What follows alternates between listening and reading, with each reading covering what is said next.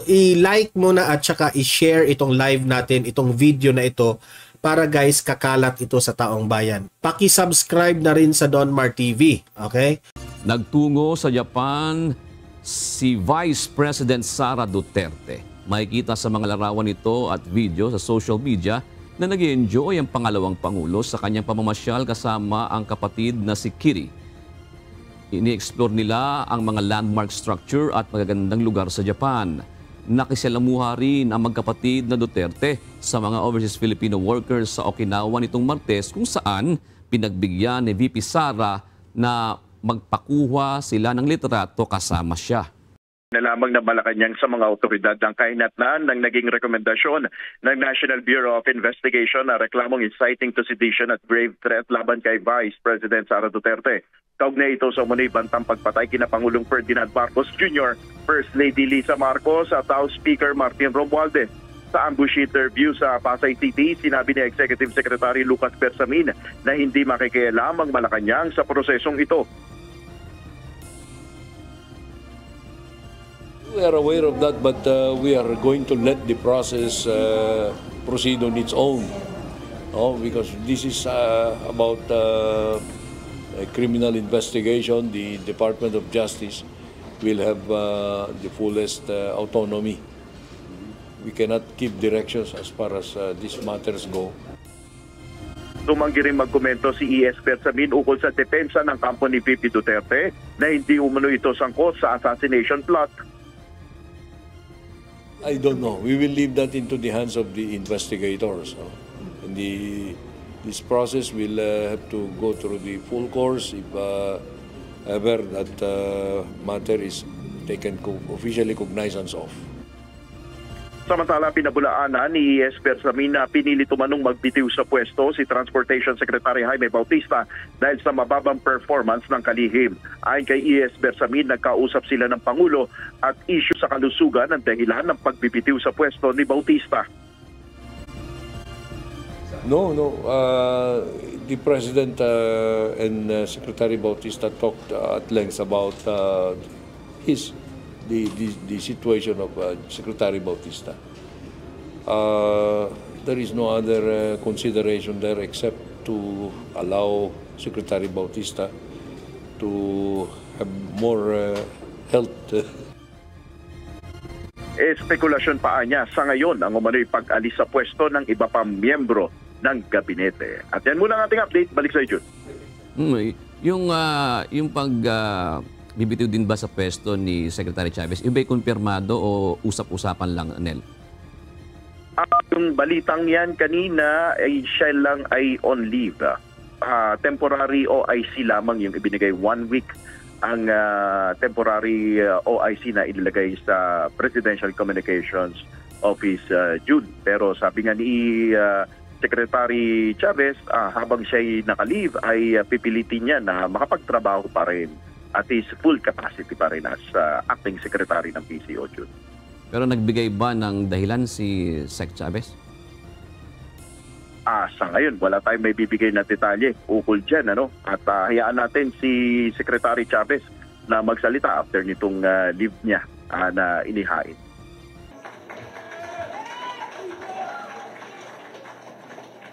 Ako po ay nagpapasalamat at ako'y gabilang sa inyong programa ngayong hapon. Salamat kay Pangulong Duterte at ako'y isinama dito sa tinatawag nating Duterte Senatorial Candidates. Tumugon po ako sa hamon na pamunuan ang tunay at maisog na oposisyon upang labanan at ilunsad ang gera laban sa korupsyon. Ang war on corruption na aking pinamumunuan is not just a campaign slogan. Nalalaman ko kung paano labanan ang korupsyon. Linabanan ko na sila minsan nung ako ay nasa Malacanang at pinagpapatuloy natin ngayon. Nag-file po tayo ng kaso kamakailan. Linabanan natin yung anomalous, illegal, immoral, invalid, and unconstitutional and criminal 2025 budget. Saan ka nakakita nagpapasa ng 6.352 trillion pesos panay blanco ang Bicameral Conference Committee report? Sinasalaula tayo ng administrasyon ni Bongbong Marcos. Maraming nagsalita bago sa akin at nababanggit ang salitang suka. Alam ho ninyo, ang suka ang kalaban ng tanso.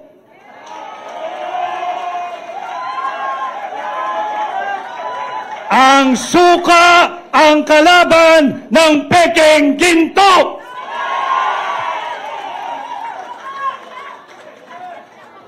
Hindi man po ako gumagawa ng suka, subalit nung ako ho ay bata, maraming beses din naman akong nautusang bumili ng suka ng aking ina. At wala pong nakakahiya doon. Sapagkat bagamat ako ho ay nakabili ng suka ng maraming ulit at nautusang bumili ng suka ng maraming ulit, may diploma ho ako at nakapagtapos ako ng kolehiyo. Meron akong diploma at nakapagtapos ako ng at higit sa lahat, meron akong certificate na nagpapatunay na ako ay isang ganap na abogado. Kaya ako ay natutuwa kung ito man ang Team Suka. Isa po akong proud member ng Team Suka. At atin pong lalabanan ang Team Sinusuka.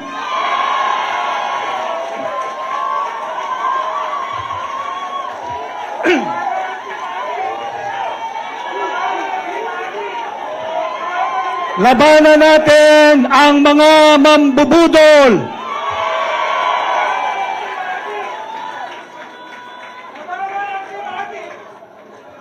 Sabi ni Konsehal Rani Ludovica, labanan ang team. Tutungo tayo mamaya dyan. Alam ho ninyo, tinanggap ko ang hamon na pamunuan, ang tunay at maisog na oposisyon. Ang tunay at maisog na senador ninyo sa Senado. At bilang senador ninyo, atin pong lalabanan ang korupsyon at sisimulan po natin yan sa pagbabantay taon-taon sa ating national budget. Hindi tayo papayag na pupunuin ng korupsyon ng pork barrel ng akap ng AIX. Babantayan natin taon-taon ang ating national budget nang sa ganon, hindi na magkaroon ito ng 28 blanco at nauwi sa tinatawag nating GAA. Subalit bilang senador ninyo, kailangan ko po ng katulong. Kinakailangan kong makasama sa tulong ninyo ang isang veteranong mambabatas, matapang, magaling. Dalhin po natin sa Senado si Senador Attorney Dante Marcoleta. At hindi lamang po isa, kinakailangan pa nating magsasama ng isang veteranong abogado. Matagal na hong naglingkod ito sa mababang kapulungan. At minsan ding naging Chief of Staff sa Senado. Ang matagal ko ng kaibigan, dalhin din natin sa Senado, kasama kong magbabantay ng tao ng budget, si Senador Attorney Raul Lambino.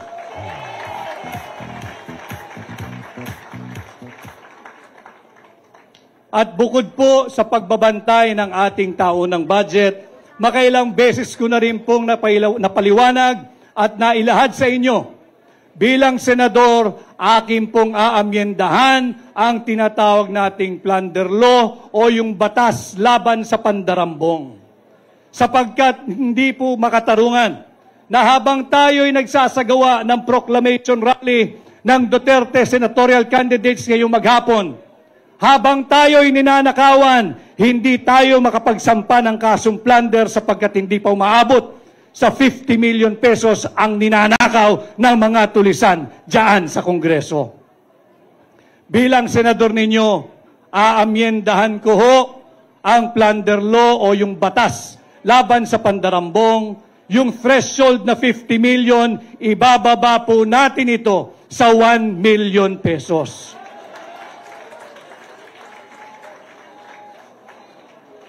Subalit, kagaya rin po ng ipinakita kanina, bilang principal author, kinakailangan ko rin ang mga kasama sa Senado. Kinakailangan nating kasama na hahabulin ang mga magnanakaw sa Malacanang. Kinakailangan natin ibalik ang aking makakasama, ibalik natin sa Senado, Senador Bongo!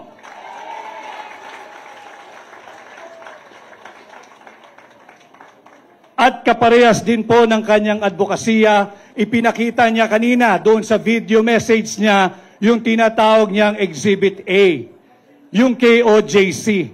Nakikita natin kung anong inam, pag walang korupsyon, kung lahat ng pera ay ginagamit at napapatupad ng tama. Sa Senado, kinakailangan ko rin ng kasama upang amendahan ang plunder law at kinakailangan nating dalhin sa Senado si Senador Pastor Apollo Kibuloy.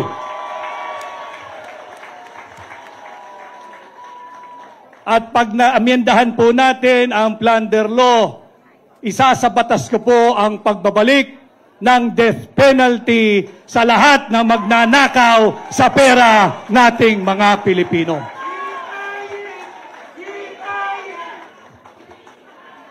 At hindi pa ho nabubuo dyan ang Duterte senatorial candidates. Pag nagawa na po natin yan, meron na tayong pagbabantay sa budget, meron na tayong pagbabantay at pag-amenda sa plunder law, ang pagbabalik ng death penalty, lalabanan din natin ang muling paglaganap ng illegal na droga.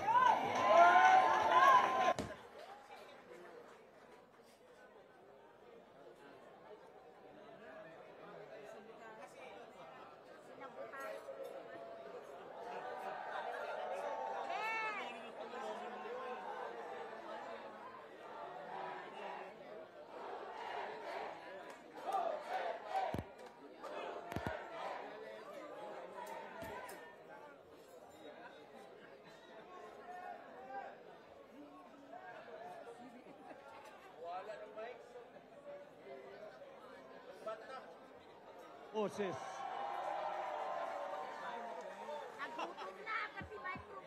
At kagaya nung aking sinasabi, patuloy nating lalabanan ang paglaganap muli ng iligal na droga.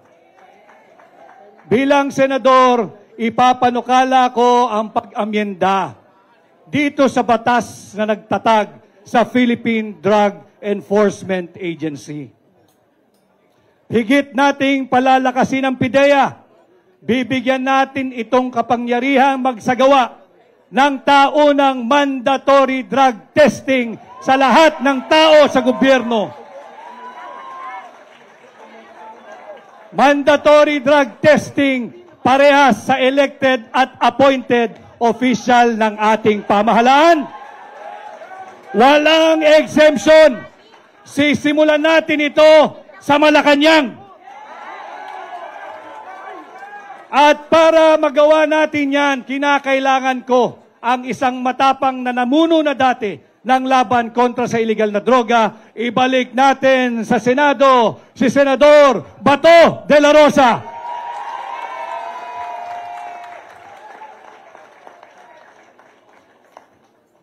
Siyempre, kinakailangan din natin ng mga kasamang abogado.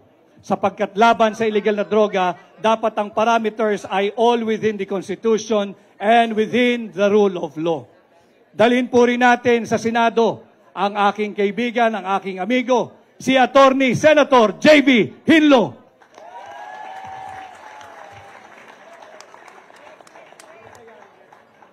Nabanggit din ho kanina na ito'y mabait, subalit matapang din sa totoong buhay. Dalhin din po natin sa Senado, lalaban sa illegal na droga, si Senador Philip Salvador.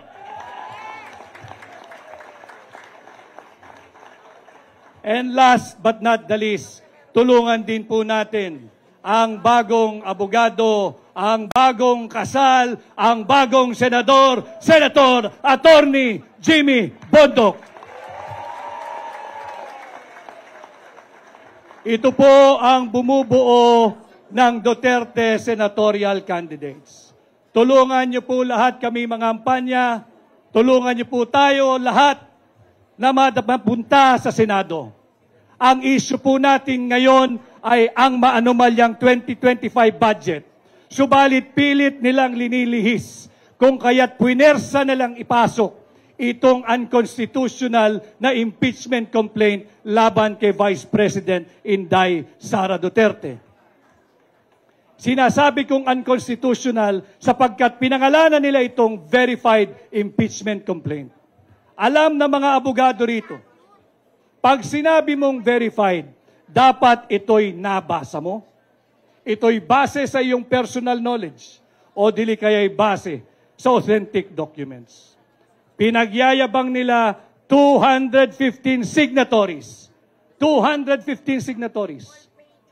Trinabaho nila ng 7 oras. You have to help me do the math.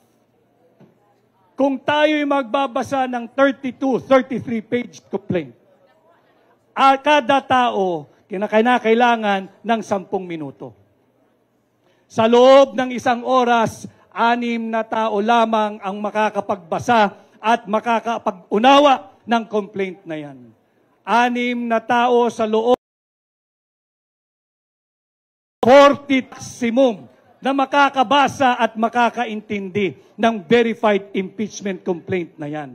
Saan galing ang 215? Pagbigyan na natin sila, siguro'y matatalino at sadyang henyo sapagkat yung blanco na uwi sa 6.352 trillion pesos budget. Kung makakabasa po ay 2 mambabatas kada 10 minuto, meron lamang pong makakapirma at makakaunawa ng 12 sa loob ng 1 oras. And again, you have to help me do the math. 12 times 7 hours, it will only give you what? 84 congressmen na nagbasa, naintindihan, naunawaan, base sa kanilang personal knowledge o di kaya ay authentic public documents. Saan galing ang 215 signatories? Sa ayuda at sa akap at sa pork barrel. Kaya ngayong eleksyon, we should all understand what is at stake for our country this midterm election. Ninanakaw na ang pera nating mga Pilipino. Nagbebenta ng 25 toneladang ginto. Hindi sinasabi kung sinong bumili at magkano ang pagbebenta nito. Pati ba naman ang posisyon ng pangalawang Pangulo na nakawin pa hindi lamang ang Office of the Vice President, kung hindi ang sagradong mandato ng 32 milyong Pilipino na ninanakaw ng ilang elitistang mambabatas. At muli ho, ako'y nagpapasalamat sa inyong mainit na pagtanggap. Sana ho ay matulungan ninyo kung ipangampanya sa inyong pamilya, sa inyong kamag-anak, kaskwela, kapitbahay, kaibigan, at sa lahat ng kakilalang Pilipino saan mang panig ng mundo. Ako po muli ay si Attorney Vic Rodriguez, number 56, Pilipino, abogado, maisog!